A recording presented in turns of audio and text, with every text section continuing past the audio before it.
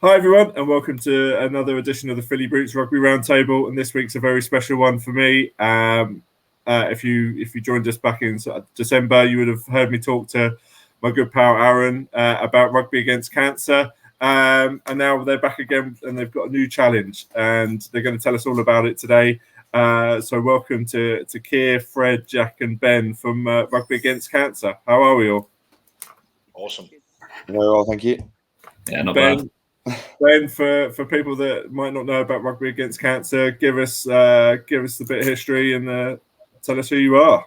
Yeah, sure. So Ben Lanigan, I'm one of the trustees of Rugby Against Cancer. I've been on board with them for about 3 years now. So our founder, Aaron Beasley, came up with leveraging the power of the rugby community. We've all played in rugby clubs, been around rugby clubs, and know what that power of community does. And just to try and leverage it for an overall goal. And initially, in the Portsmouth area, and actually much wider, and now on a national basis. So what we're looking at doing is, leveraging the people, the fundraising ability, and the spirit of rugby clubs and rugby in general to help people who are in and out of the rugby community who are suffering with cancer and going through it. We've been a registered charity for just coming up to a year now, and previously we've done lots of work in raising money for other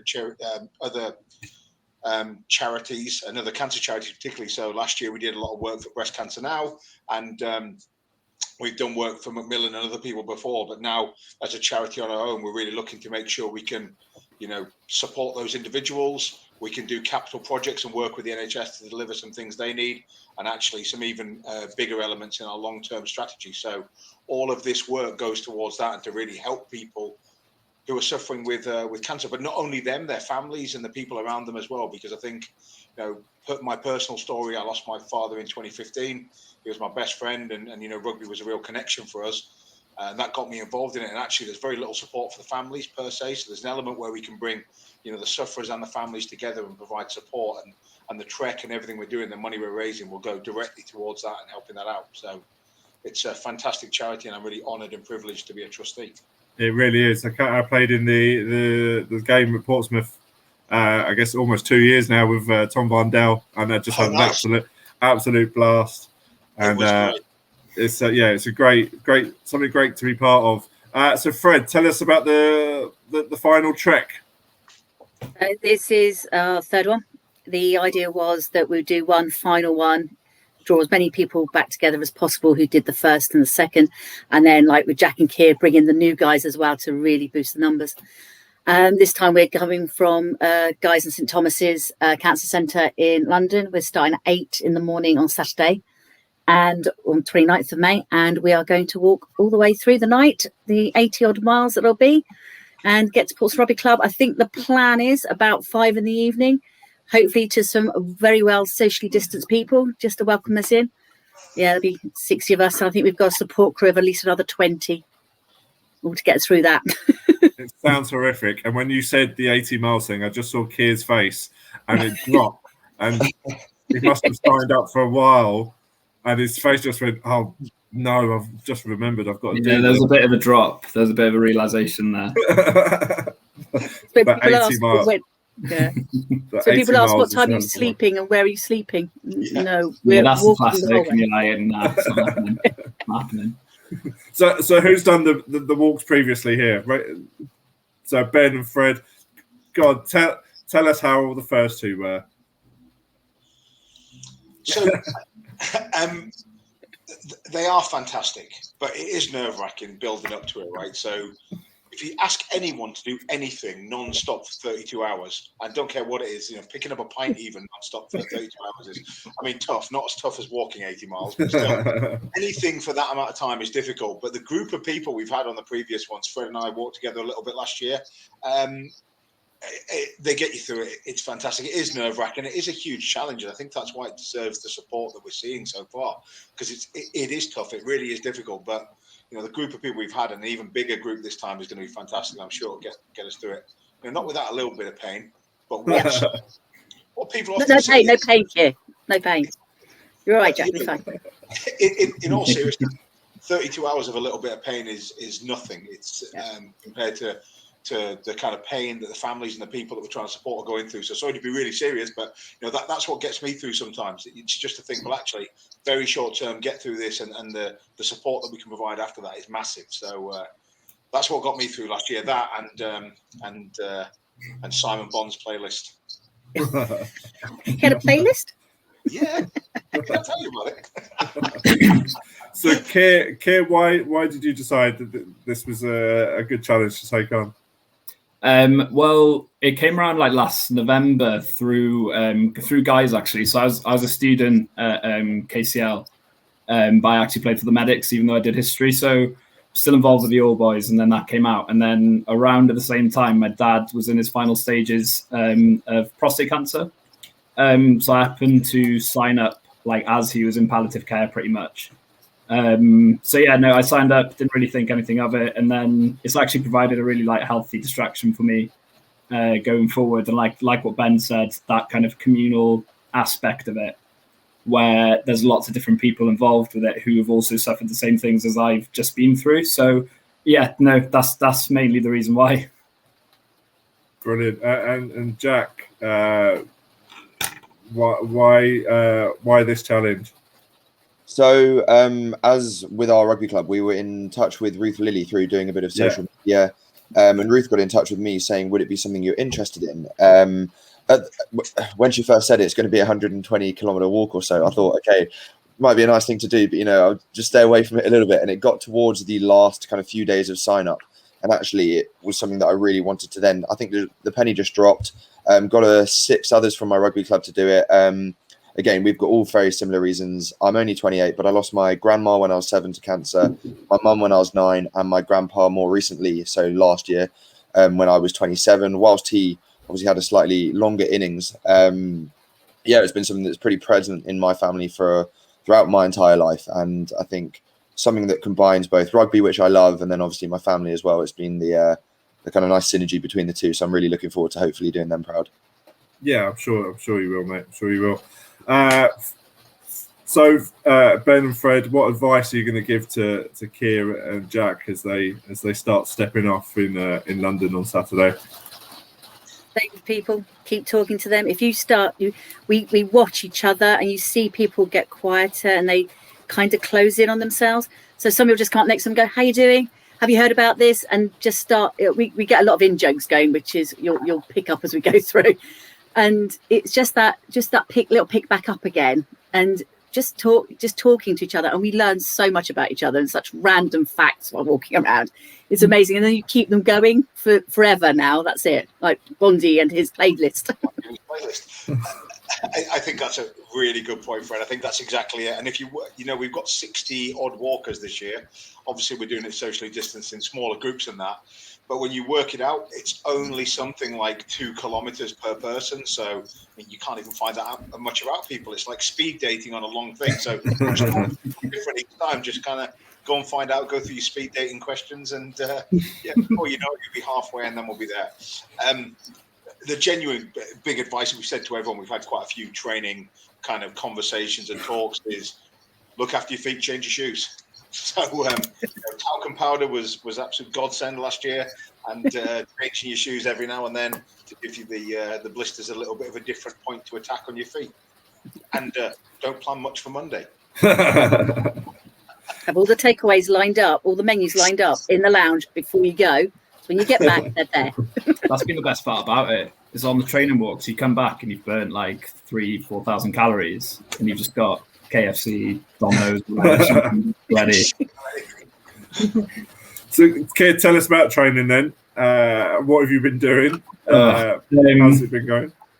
I think it's been going all right. I started off, I was back in Wales when I started doing it, so it's a pretty ideal location to start off. Walking around kind of the country around me, and then came back to London for work, and then I think I've walked around kind of most of London now.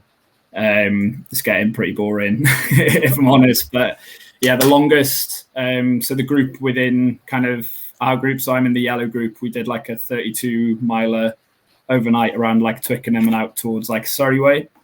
So that was pretty challenging, but then saying that, we didn't have like support crew or anything like that, so we were quite kind of chuffed with the time we got. But yeah, I've just been resting up for the past week now, ready to hit the road on Saturday, I guess. Fred, you've done it. So how do you go about preparing yourself to do it once again?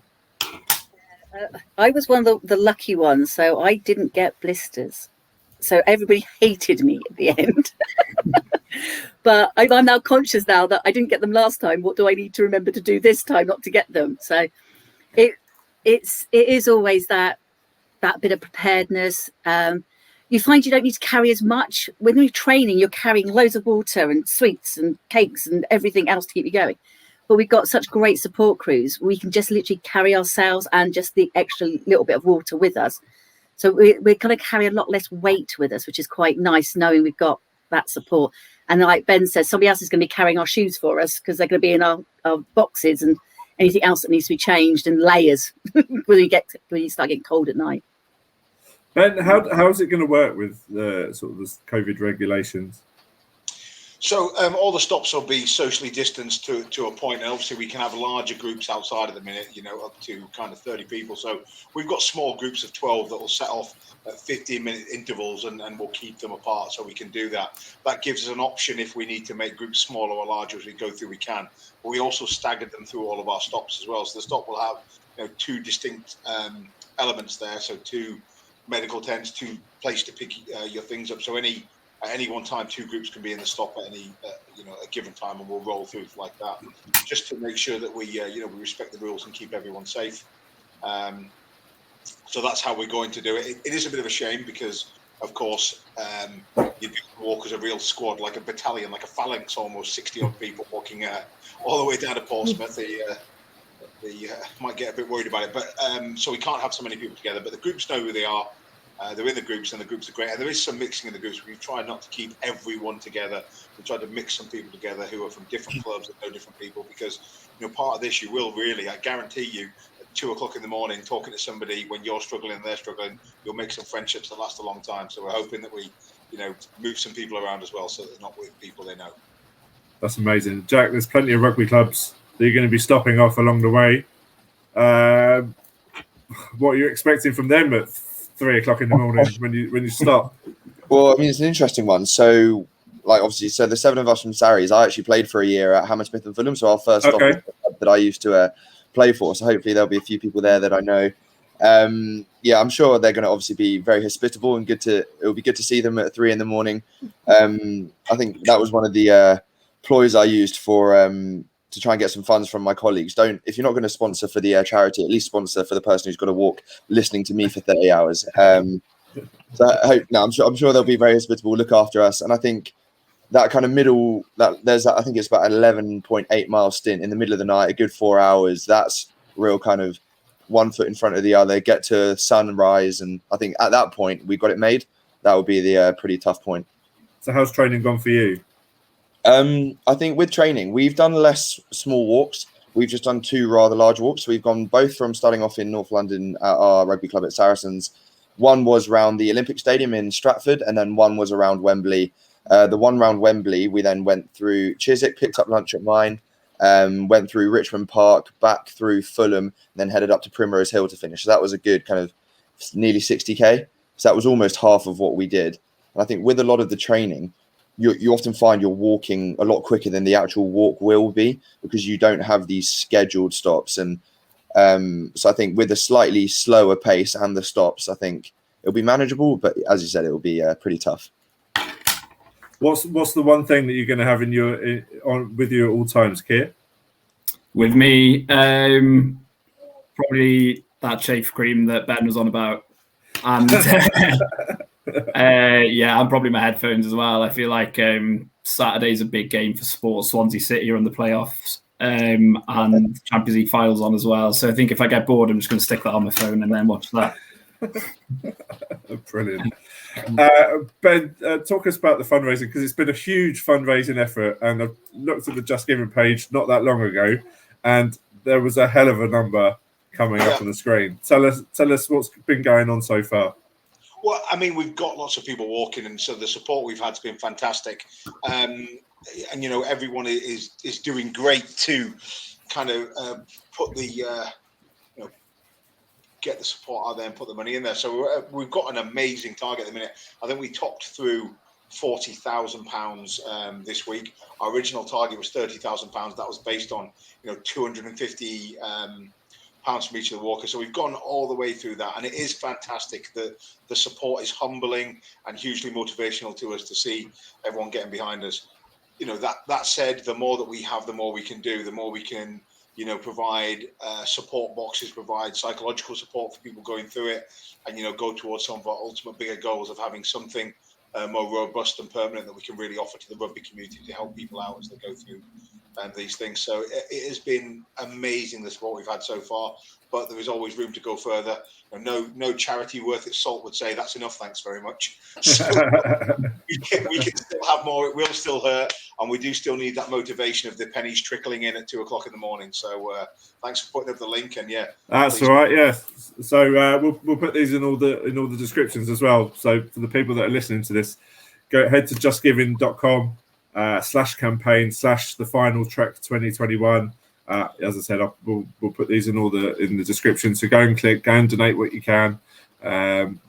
These guys are doing something I would definitely never do. Give me the rugby game in the summer, I'm in. Walking any distance, no thanks. So I guess we just did it a minute ago, but what are the sort of the final words of wisdom from Fred and Ben to everyone that's going to be walking that has never done it before? Just give us your sort of last second pep talk. One foot in front of the other, and just keep talking to the people around you, and they'll keep talking to you. Is that? And I think remember why you're doing it. We've all got very, very, deeply motivational reasons for doing this. And I know that myself, walking, as Fred said, one foot in front of the other. But, my dad was at the forefront of my mind. The other people that I know and have lost or are currently suffering. And one of our trustees, Sid Street, is, currently suffering and going through it. So I keep them people at the forefront of my mind and just keep on going. And as I do for them, trying to stay positive and positive for everyone around us. It's a big ask, but we've got lots of great people, and we'll carry each other over the line. And a cold beer at the end. Or two. Yeah. or a few. And finally to Keir and Jack, one, best of luck.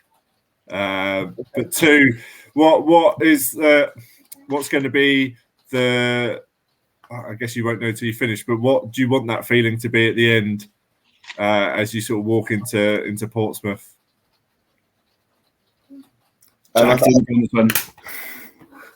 Sorry, missed that. Nah, Jack, you go, it's fine. Okay, sorry. I think it's going to be both relief. There'll probably be some kind of sadness as well. I think like my godmother's coming down to see us finish. My dad will be there at the end as well. So there'll be some, really nice kind of points to that. And you can share that moment with them. It's not just your story, it's their story, it's your family's story. Relief, but sadness, but happiness to have done it. Brilliant. And finally, Keir? Yes, similar. Really, relief. And I mean, he summed it up quite well there. Well, look, Keir, Fred, Jack, Ben, I wish you the absolute best of luck. Enjoy it. Keep an eye. If everyone watching, listening, keep an eye on their social media. Keep an eye on their Instagram. Follow every step. Go step of the way with them. It's Instagram at Rugby Against Cancer, or visit their website rugbyagainstcancer.com. All the information is going to be on there across the weekend. As I said, absolutely best of luck. Just enjoy it, I guess. Enjoy it. I don't know what to say, because I think what you're doing is brilliant. And I would say I'd like to be part of it, but that's definitely not true. So, but just go and enjoy it. Everyone that's watching, go and donate a couple of quid if you can. They're doing some amazing things, not just this walk, but there's some incredible stuff going on throughout the summer. So keep an eye out on everything. So thank you all for watching. Get involved this weekend with Rugby Against Cancer. Cheers.